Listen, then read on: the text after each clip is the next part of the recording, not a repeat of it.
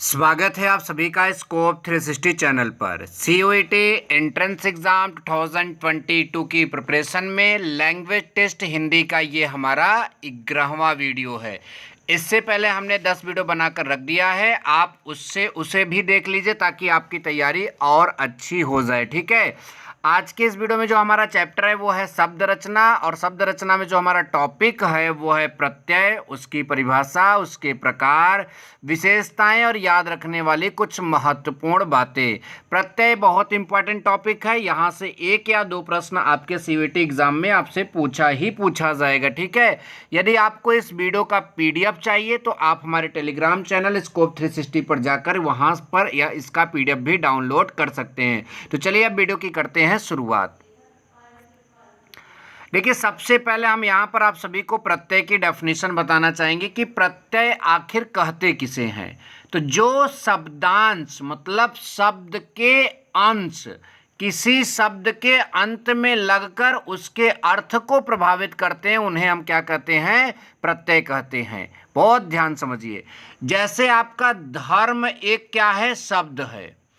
अब इसके अंत में हम एक शब्द का अंश लगाएंगे, इक कोई शब्द नहीं होता, इक का कोई शब्द नहीं होता, लेकिन जब धर्म में हम लास्ट में ये इक शब्दांश लगाएंगे तो हमारा क्या पूरा बनेगा, धार्मिक।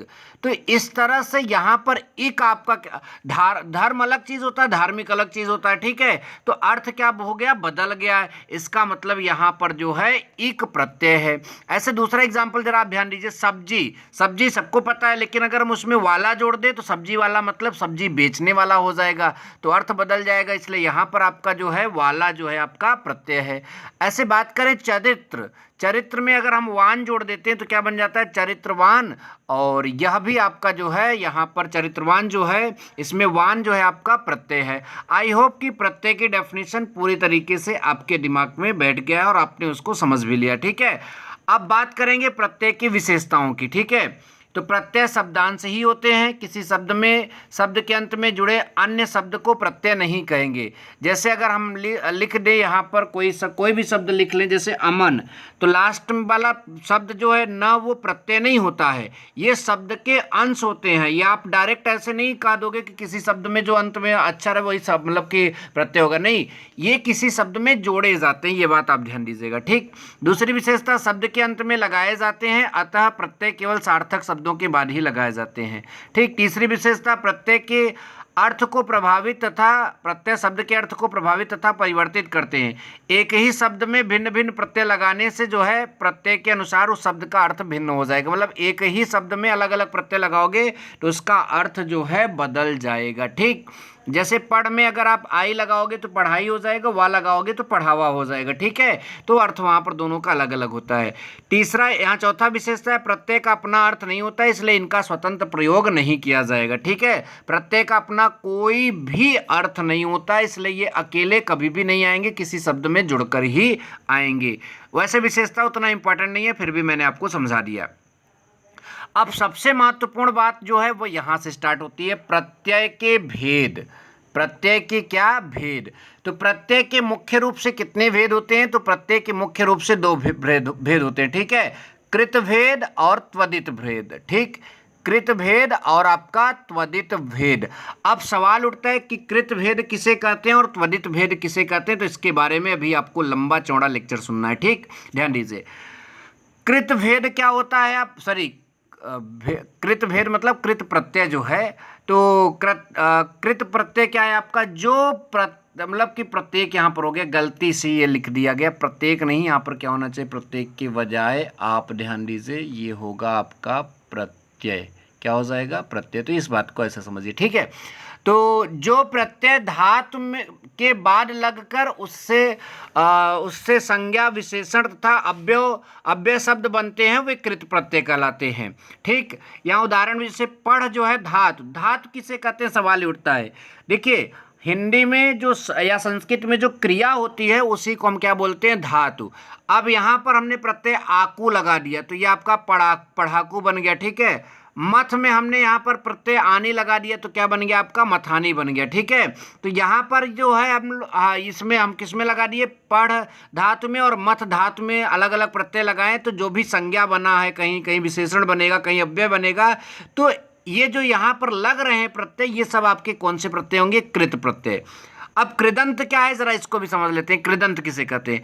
कृत प्रत्ययों के योग से बने शब्द कृदंत कहलाते हैं। जैसे पढ़ाकू और मथानी क्या है यहाँ पर, कृदंत, क्योंकि ये कृत प्रत्यय लगने के बाद बने, इसलिए पढ़ाकू और मथानी क्या है, कृदंत हैं, याद रखिएगा। ठीक, अब देखिए कृत प्रत्यय से किसे बनने वाले शब्द, हिंदी और संस्कृत के कृत प्रत्यय। तो यहाँ पर मैं आपको कुछ दिखाना चाहूँगा, आप ध्यान दीजिएगा।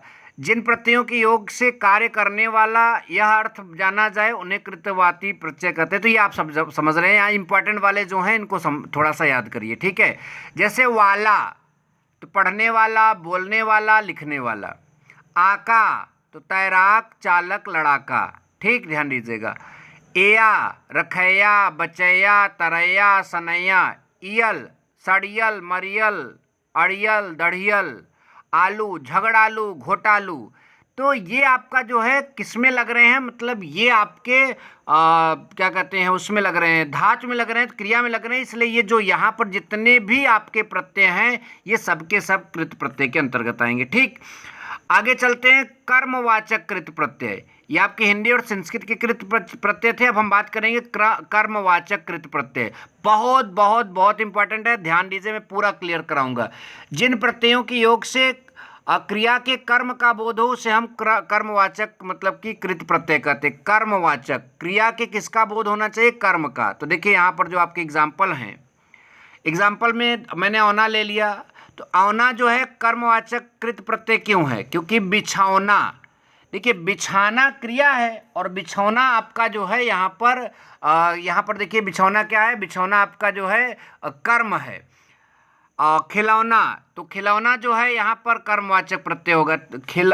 खिलौना जो है, खेलना अलग चीज़ होता है। नी में सूंघनी, सूंघना मतलब कि पद क्या कहते हैं, धातु था, क्रिया था, लेकिन जब उसमें हमने नीज लगा दिया तो एक आपका मतलब कि शब्द बना, वो आपका क्या हो जाएगा, कर्मवाचक कृत प्रत्यय।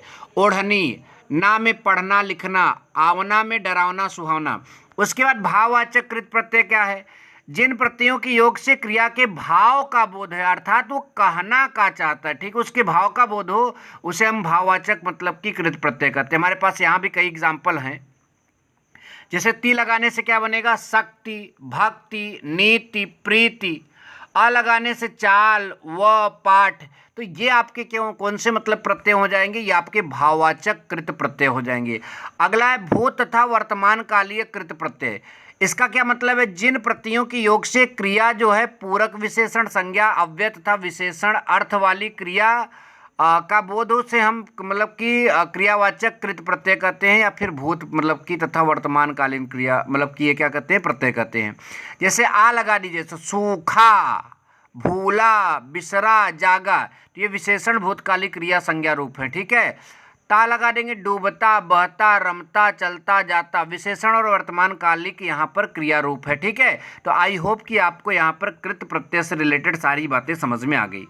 ठीक, अब हम त्वदित प्रत्यय की बात करेंगे। तो क्या परिभाषा में है, संज्ञा एवं सर्वनाम के संज्ञा, सर्वनाम एवं विशेषणों के साथ जुड़कर जो प्रत्यय नए शब्द बनाते हैं उन्हें हम क्या बोलते हैं, त्वदित प्रत्यय। जैसे लोहा, तो लोहा क्या है, संज्ञा है। अब हम उसमें जोड़ देते हैं प्रत्यय आर, क्या जोड़ देते हैं, आर, तो हमारा क्या बन गया, लुहार। तो ये लुहार जो है त्वदित प्रत्यय, क्योंकि संज्ञा में हमने जोड़कर बनाया। ठीक है, अगर हम क्रिया में जोड़ेंगे तो वो कृत प्रत्यय होगा, और अगर हम संज्ञा, सर्वनाम इन सब में जोड़ेंगे तो आपका त्वदित प्रत्यय होगा। जैसे सोना भी आपका संज्ञा है, आर जोड़ दीजिए तो आपका क्या बन जाएगा, सुनार। तो यहाँ पर आर दोनों में क्या है, आपका त्वदित प्रत्यय है। ठीक है, ध्यान दीजिएगा, सॉरी त्वदित नहीं, तद्वित प्रत्यय। ठीक है, चलिए आगे चलते हैं। तद्वितांत प्रत्यय, ठीक है, इसका अर्थ क्या है, जिन शब्दों के अंत में त्वदित प्रत्यय आते हैं या फिर जो शब्द त्वदित प्रत्यय लगाने से मतलब कि बने हैं उन्हें तद्वितांत वो कहलाते हैं। जैसे लुहार और सुनार ऐसे शब्द हैं। ठीक, चलिए कुछ बातों को यहाँ समझते हैं। जैसे कृतवाचक, कर्तृवाचक त्वदित प्रत्यय, तो इसका क्या मतलब है पहले ये जानते हैं। जो प्रत्यय किसी कार्य के करने वाले का बोध कराते हैं, मतलब जो कार्य करता है उसका बोध कराते हैं, उन्हें हम कर्तृवाचक त्वरित प्रत्यय कहते हैं। जैसे हम यहाँ पर आर की बात करें तो लुहार सुनार, ठीक है, तो ये कार्य कराने वाले का बोध कर रहा है। ईया की बात करें तो दुखिया सुखिया रसोइया। ई की बात करें तो तेली धोबी शराबी। एरा की बात करें तो लुटेरा सपेरा ठठेरा। दार की बात करें तो ईमानदार दुकानदार जमींदार। वान की बात करें धनवान विज्ञानवान गाड़ीवान। अक की बात करें लेखक पाठक सेवक। ठीक, ध्यान दीजिए। भाववाचक जो प्रत्यय भाव का बोध कराते हैं उन्हें भाववाचक त्वरित प्रत्यय कहते हैं। जैसे आ बुलावा भुलावा, आहट कड़वाहट गर्माहट। बाकी आपका लिखा है देख लीजिए। संबंधवाचक त्वरित प्रत्यय का मतलब जो संबंध का बोध कराएंगे, जैसे ससुराल, कोई ना कोई संबंध बना ना, ससुराल सुनते ही यही मतलब यहाँ पर बॉयज स्टूडेंट है उनके मन में तो लड्डू फूटा ही होगा कि मेरा भी ससुराल होगा। हाँ, पहले पढ़ लो, बाद में हो जाएगा आपका भी ससुराल। ठीक, ननिहाल। अब एरा लगाने से चचेरा में मेरा फुफेरा, ठीक है, तो ये आपका जो है। जा लगाने से भांजा भतीजा। इक लगाने से नैतिक ऐतिहासिक पौराणिक। ठीक, ध्यान दीजिएगा। और लास्ट में विशेषणवाचक त्वरित प्रत्यय, मतलब जिससे गुण का बोध हो। जैसे आ लगा दीजिए भूखा खट्टा तीखा गोरा, तो इसमें गुण से भी मतलब कि यहाँ पर गुण का बोध हो रहा है, इसलिए आपके विशेषणवाचक हो जाएंगे। ठीक, और हैं आपके जैसे गुजराती मराठी दक्षिणी भारी। ई वाले प्रत्यय का। ईला वाले प्रत्यय का रंगीला गर्वीला, ठीक है, चमकीला। एल वाले प्रत्यय का जटिल पंकिल। एला प्रत्यय का विषैला कैसेला। वान प्रत्यय का गुणवान रूपवान। ला प्रत्यय का लाडला धुंधला मंझला। और वाला प्रत्यय का मेरठ वाला बागपत वाला मथुरा वाला। ठीक है, तो वृंदावन वाला आपने सुना भी होगा, वृंदावन का कृष्ण कन्हैया सबके आंखों का है तारा, मन मन मन ही मन क्यों जले राधिका मोहन है तो सबसे प्यारा। ठीक है, आई होप कि आपको वीडियो पसंद आया। वीडियो पसंद आए तो वीडियो को लाइक और शेयर जरूर करें। Thank you so much. जय हिंद, वंदे मातरम।